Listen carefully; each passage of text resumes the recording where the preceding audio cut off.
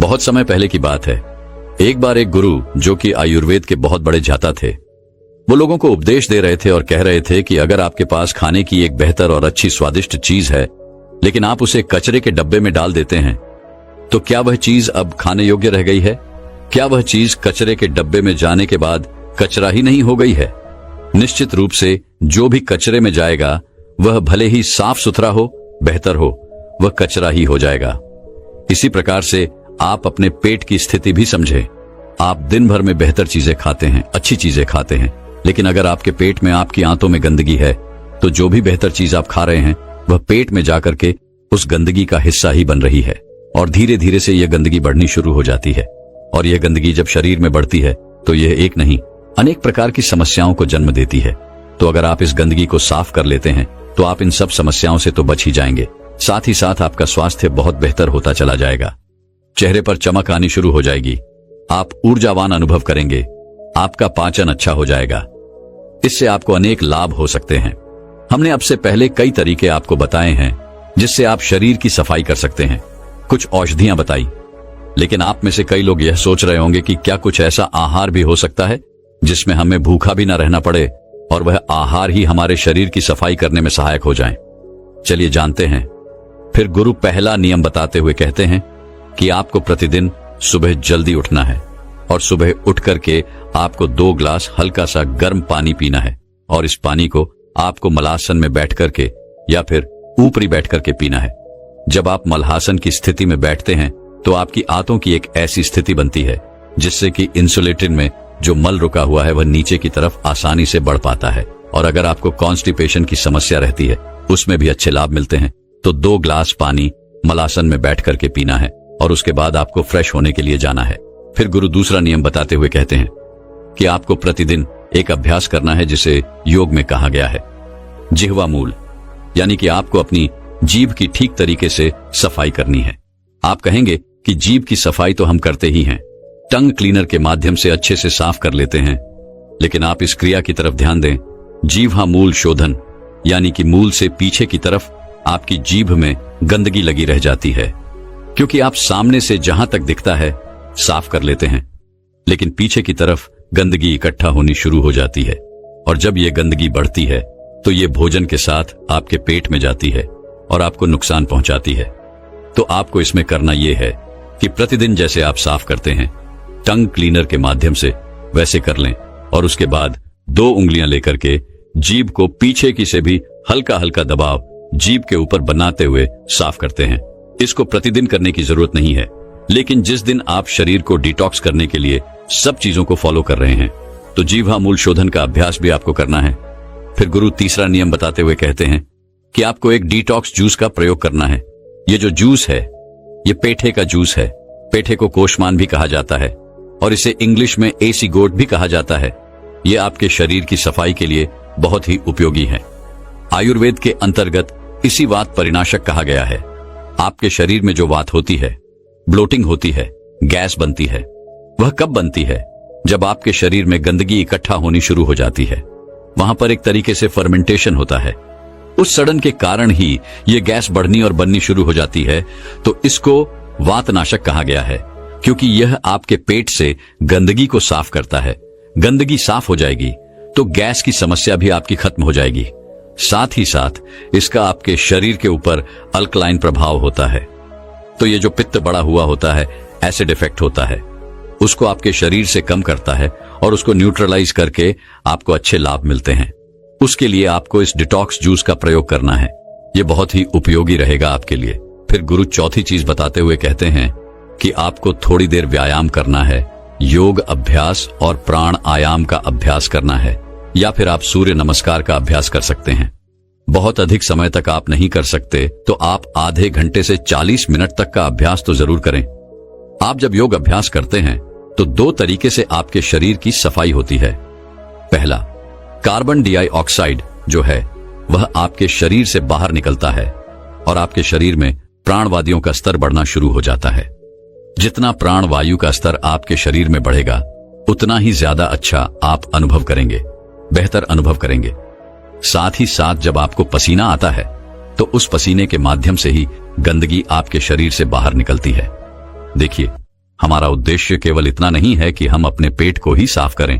जो दूसरी हमारे शरीर के डिटॉक्स प्रणालियां हैं, अलग अलग तरीके से शरीर खुद को निरंतर साफ करता है, उनको भी हमें सुचारू रूप से चलाना है, बेहतर बनाना है।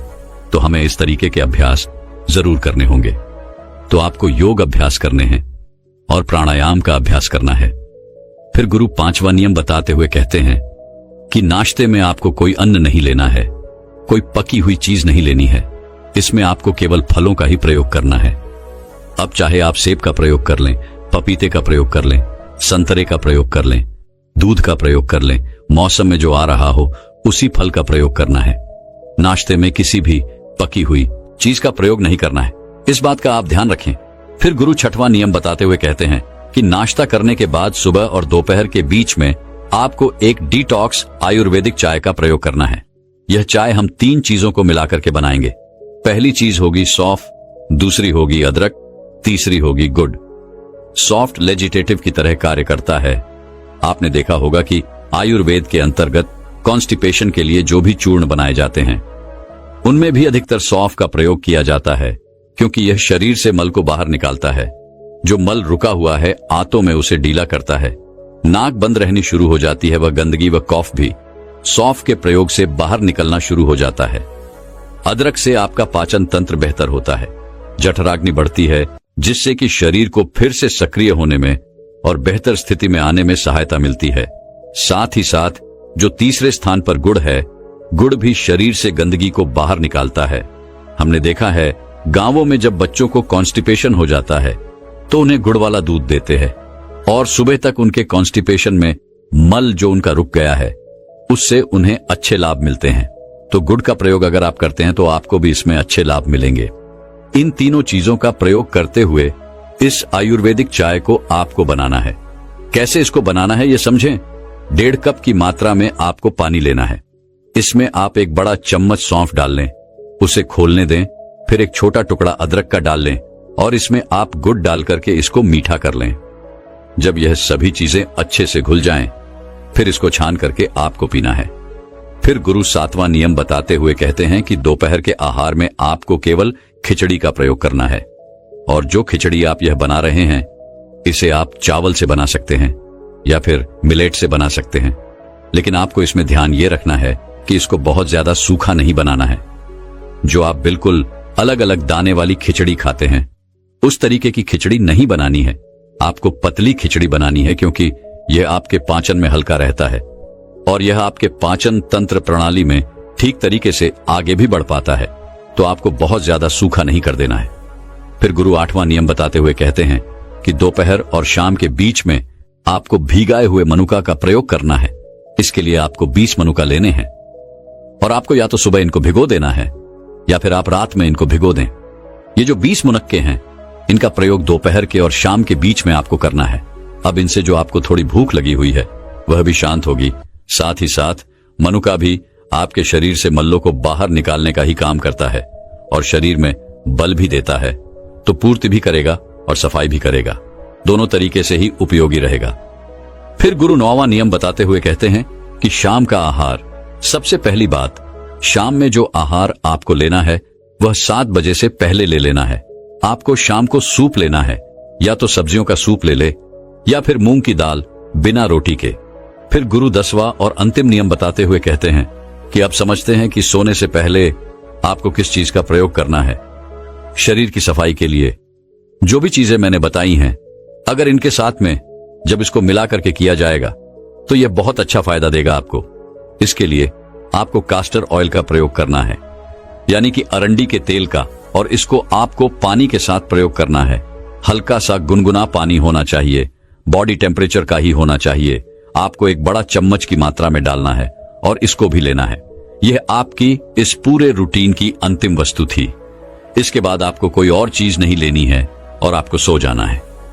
अगले दिन सुबह आप देखेंगे कि आपका पेट बहुत खुल करके बहुत अच्छे से साफ होगा और अगले दिन ही, यानी कि एक दिन के प्रयोग से ही आप अगले दिन बहुत अधिक बेहतर अनुभव करने वाले हैं, हल्का अनुभव करने वाले हैं। कितनी ही समस्याएं आपके शरीर की, माइग्रेन की समस्या, आंखों की समस्या, पाचन की समस्या, बालों की वजह से संबंधित समस्याएं, बहुत सारी समस्याओं में लाभ आपको मिलेंगे।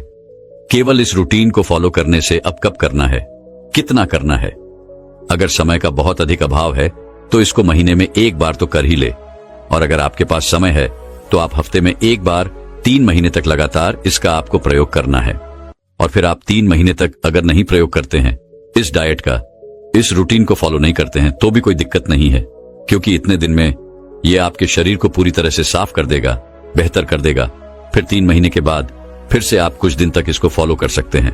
तो इस तरीके से समय समय पर आप इस रूटीन के अनुसार शरीर को साफ करते रहते हैं, तो ये बहुत ही उपयोगी रहेगा आपके लिए। एक समय की बात है, एक गुरुजी जो कि आयुर्वेद के बहुत बड़े झांता थे, उनके पास एक युवक जाता है और कहता है कि गुरुवर, मेरी एक बहुत बड़ी समस्या है, कृपया कर आप इसका समाधान करेंगे। तब गुरुवर कहते हैं कि बोलो क्या समस्या है। तब युवक कहता है कि मैं रात में 9 बजे बिस्तर पर सोने चला जाता हूं, लेकिन उसके बाद भी मुझे 12 बजे तक नींद ही नहीं आती, और ना ही मुझे दिन में नींद आती है। आखिर मुझे नींद क्यों नहीं आती? कृपया कर गुरुदेव मुझे इसका कारण बताएं और फिर इसका समाधान भी बताएं। तब गुरुदेव कहते हैं कि बेटा, नींद न आने के अनेकों कारण हो सकते हैं, लेकिन उससे पहले मेरी बातों को ध्यान से सुनो। आयुर्वेद के शास्त्रों में महर्षि कहते हैं कि हमारे स्वास्थ्य के 3 मूल आहार होते हैं, और हमारा पूरा जीवन उन्हीं 3 आहार के इर्द गिर्द चलता रहता है। इन 3 आधारों में सबसे पहला जो आहार होता है वह है आहार। जैसे आपका आहार होगा वैसा ही बिल्कुल आपका व्यवहार होने वाला है, इसलिए हम सभी को अपना आहार सुधारने के ऊपर ध्यान देना चाहिए। दूसरा है ब्रह्मचर्य। आज के समय में हमारी नवयुवक युवतियां इसके बारे में जान रहे हैं और उसका फायदा भी ले रहे हैं, जो बहुत सही चीज है, लेकिन जो इसका पालन नहीं करते हैं वह अनेकों परेशानी में फंस जाते हैं। और तीसरा है आपकी नींद। जितनी गहरी आपकी नींद होगी उतना ही आपका स्वास्थ्य अच्छा रहेगा, और अगर आपकी नींद अधूरी रहेगी तो आपका स्वास्थ्य हमेशा ही खराब रहेगा। जब हम रात को सोते हैं और हमारी नींद पूरी नहीं होती है तो फिर जब हम सुबह उठते हैं तो थका थका महसूस करते हैं, ऊर्जावान नहीं रहते हैं। सुबह उठने में हमें बहुत सारी समस्याएं होती हैं और सारा दिन आलस हमारे ऊपर हावी होता रहता है और हमें हमारा शरीर ऊर्जावान नहीं लगता है। हमारा पाचन तंत्र ठीक से काम नहीं करता है, हमारा मन किसी भी काम में नहीं लगता है। लेकिन अगर आप अपनी नींद को अच्छा बना लेते हैं तो आप हमेशा ही ऊर्जावान बने रहेंगे और आपका स्वास्थ्य कभी खराब ही नहीं होगा और आपकी फिर हर समस्या का समाधान भी होगा। फिर गुरुदेव उस युवक से कहते हैं कि बेटा, अब मैं तुम्हें नींद के बारे में बताता हूं। तो पहली बात है कि नींद कितनी और कैसी होनी चाहिए। बेटा, रात की जो नींद होती है वह विशेष होती है। वह रात के 10 बजे से लेकर 1 बजे तक का जो समय होता है वह आपकी नींद के लिए बहुत ही अच्छा होता है। इसमें आपकी नींद सबसे ज्यादा गहरी होती है, और बाकी का जो समय होता है उसमें आपकी नींद ज्यादा गहरी नहीं हो सकती। लेकिन आजकल लोग समय का उपयोग ठीक तरह से नहीं कर पाते हैं। लोग 10 बजे तो छोड़ो 12 बजे तक भी नहीं सो पाते हैं। इससे उनका जो महत्वपूर्ण समय होता है वो निकल जाता है और उनकी नींद पूरी तरह से गड़बड़ हो जाती है।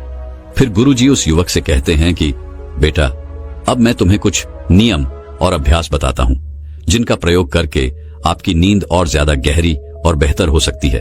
और बस इतना ही नहीं, इन नियमों का प्रयोग करने से आपको आजीवन कभी भी नींद से संबंधित रोग की भी दिक्कत नहीं होने वाली, और आप पूरे दिन ऊर्जावान बने रहेंगे और आपको सुबह उठने में भी कभी आलस नहीं आएगा और काम करने में आपको मजा भी आएगा। फिर वो गुरु उस युवक को पहला नियम बताते हुए कहते हैं कि कभी भी देर रात में भोजन ना करें, क्योंकि देर रात में भोजन करना आपकी नींद के लिए हानिकारक है। क्योंकि जब आप देर रात में भोजन करते हैं तो आपका पाचन तंत्र पूरी रात उस भोजन को पचाने में ही लगा रहता है, लेकिन आपका दिमाग दिन भर काम में थका रहता है। पहली स्थिति जिसमें आपका दिमाग कहता है कि मुझे नींद चाहिए, आराम चाहिए, लेकिन आपका पाचन तंत्र यह कहता है कि आपने मुझे एक बहुत बड़ा काम दिया है जिसके लिए मुझे ऊर्जा चाहिए, मुझे भोजन को पचाना है, जिसके लिए पाचन तंत्र और दिमाग के बीच में एक टकराव पैदा हो जाता है। क्योंकि एक कहता है नींद चाहिए और दूसरा कहता है ऊर्जा चाहिए। दोनों के इसी झगड़े के कारण आप रात में सही तरह से नहीं सो पाते हैं, और यह जो आपका गहरी नींद का समय होता है उसे तो आपने पूरी तरह से खो ही दिया, क्योंकि उस समय आपका पाचन तंत्र पूरी तरह से सक्रिय रहता है, जो आपको गहरी नींद में जाने ही नहीं देता। इसलिए आपको ध्यान में रखना है कि देर रात्रि में आपको भोजन बिल्कुल नहीं करना है। दूसरा है, आपको मिर्च मसाले वाली चीजों का सेवन बिल्कुल नहीं करना। विशेष रूप से आपको लाल मिर्च का सेवन तो बिल्कुल नहीं करना। जब आपके शरीर में लाल मिर्च जाती है तो वह वहां पर गर्मी पैदा करती है, और जब वो गर्मी बढ़ती है तो शरीर में बिल्कुल एक विपरीत स्थिति पैदा करती है, जो आपके शरीर के लिए बिल्कुल भी ठीक नहीं है। लेकिन लाल मिर्च का प्रयोग करने से आपके भीतर जो शांति का माहौल होता है वो भी बिगड़ जाता है। इसलिए आपको लाल मिर्च का प्रयोग बिल्कुल नहीं करना है। फिर गुरुजी तीसरा नियम बताते हुए कहते हैं कि भारी भोजन बिल्कुल मत खाना, क्योंकि भारी भोजन करने से आपका जो वात है, शरीर में जो वायु है, वो प्रकोपित हो जाती है। आपने देखा भी होगा कि जब आप कभी कभार भोजन करते हैं तो भारी भोजन के बाद आपको लंबे समय तक गैस बनती है, जिसके कारण आपको गहरी नींद नहीं आ सकती है, क्योंकि जो वात का प्रभाव होता है उसमें चंचलता रहती है, इसलिए वो स्थिरता को बनने ही नहीं देती। लेकिन आपको गहरी नींद के लिए स्थिरता चाहिए होती है। इसीलिए आपको यह ध्यान में रखना है कि जब भी आप भोजन करें तो 7 बजे से पहले ही कर लें, और कभी भी लाल मिर्च मसाले वाली चीजों का सेवन ना करें। हमारे शरीर में भारी भोजन को पचाने में लगभग 6 से 7 घंटे लगते हैं।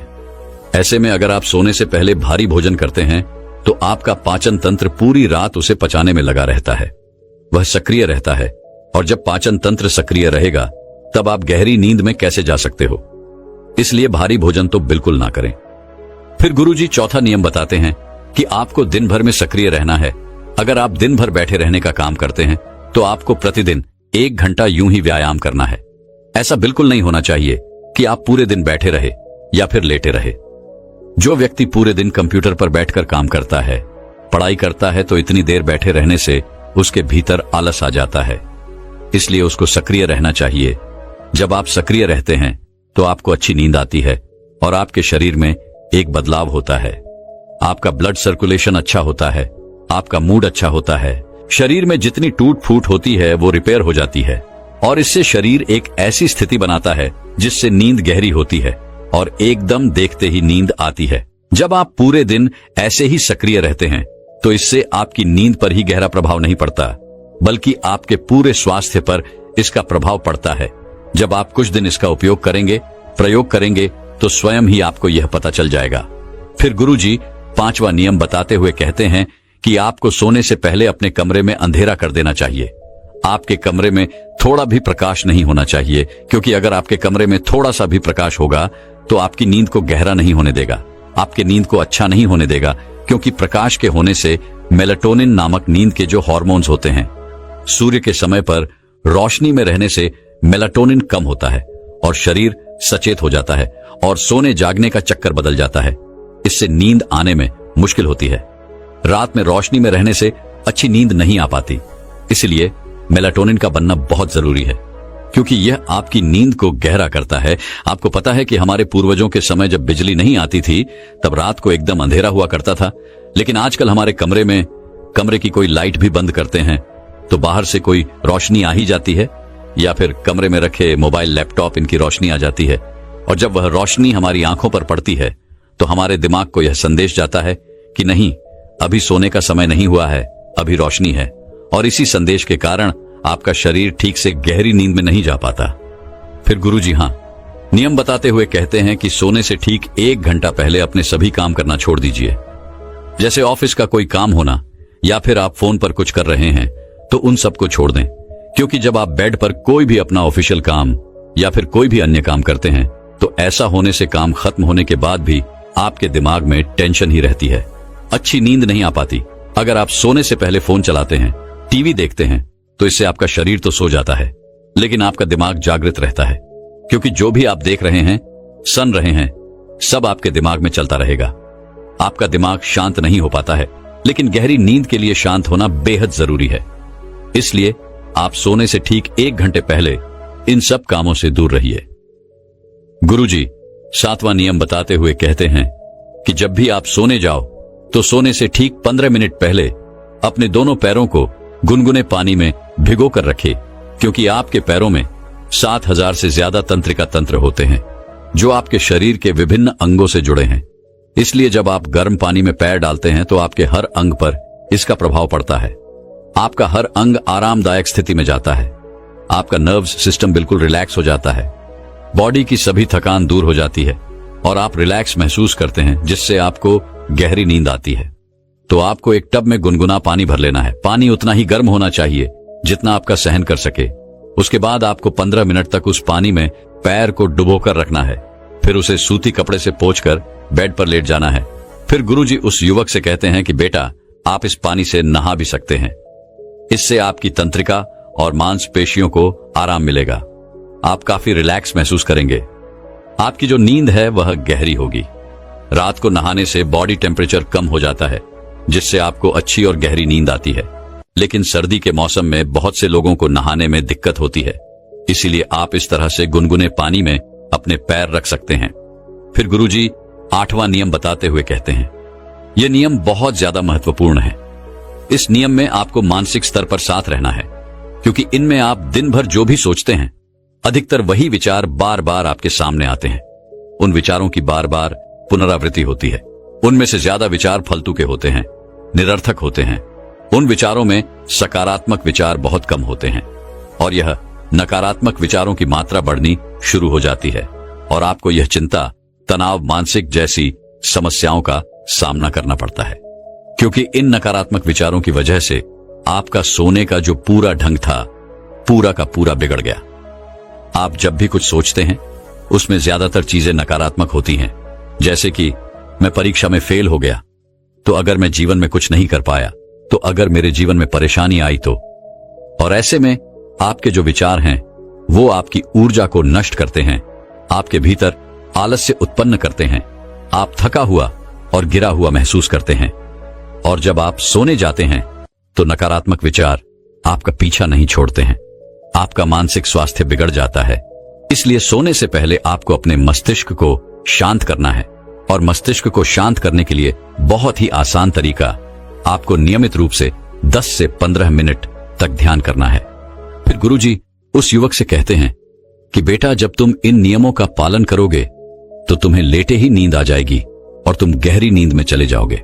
इसके बाद गुरु उस युवक से कहते हैं कि बेटा, क्या तुम जानते हो गहरी नींद आने से तुम्हारे शरीर पर कितने अच्छे प्रभाव पड़ेंगे। गहरी नींद लेने से मानसिक स्थिति में सुधार होता है। जब हम लगातार काम कर रहे होते हैं तो शरीर के साथ साथ इसका मन पर भी गहरा प्रभाव पड़ता है। पर्याप्त नींद लेने से मानसिक स्वास्थ्य बेहतर होता है, आपकी तनाव और चिंता दूर होती है। नींद पूरी होने से याददाश्त बनी रहती है और भूलने की जो समस्या है वो दूर होती है। भरपूर नींद लेने वाले व्यक्ति की याददाश्त जो है, कम नींद लेने वाले व्यक्तियों से ज्यादा होती है, तेज होती है, जिनसे उन्हें लंबे समय तक चीजें याद रहती हैं। गहरी नींद से आपकी एकाग्रता में वृद्धि होती है, जिससे किसी भी कार्य को करने में आपका मन लगता है और मन इधर उधर भटकना बंद करता है। फिर आप उस कार्य को ध्यान से और एकाग्रचित होकर कर सकते हैं। गहरी नींद ही इम्यूनिटी को बढ़ाती है। एक गहरी और सामान्य से ज्यादा नींद होने पर इम्यूनिटी में सुधार होता है, जिससे आपको बीमारियों से लड़ने में मदद मिलती है। गहरी नींद तनाव को कम करती है। तनाव में रहने से हम कभी भी किसी भी बीमारी का जल्दी से शिकार हो जाते हैं। अगर हम अच्छी नींद लेंगे तो हम तनाव और चिंता से बाहर आ जाएंगे, रिलैक्स रहेंगे। आशा करते हैं आपको जानकारी पसंद आई होगी। दोस्तों, मैं उम्मीद करता हूं कि यह कहानी सुनने से आपके जीवन में अच्छे बदलाव आए होंगे। आपको इस वीडियो से क्या सीखने मिला ये कमेंट करके जरूर बताएं और अपने परिवार स्विंगल दोस्त या आपके करीब इंसान के साथ ये कहानी शेयर करके उन्हें भी इस ज्ञान से परिचित करवाए। बाकी अगर आपको ये वीडियो दिल से अच्छी लगी हो तो इस वीडियो को लाइक कर देना और आपने अब तक इस चैनल को सब्सक्राइब न किया हो तो चैनल को सब्सक्राइब भी जरूर कर देना। आपका हर दिन शुभ हो और खुशियों से आपका जीवन भरा रहे।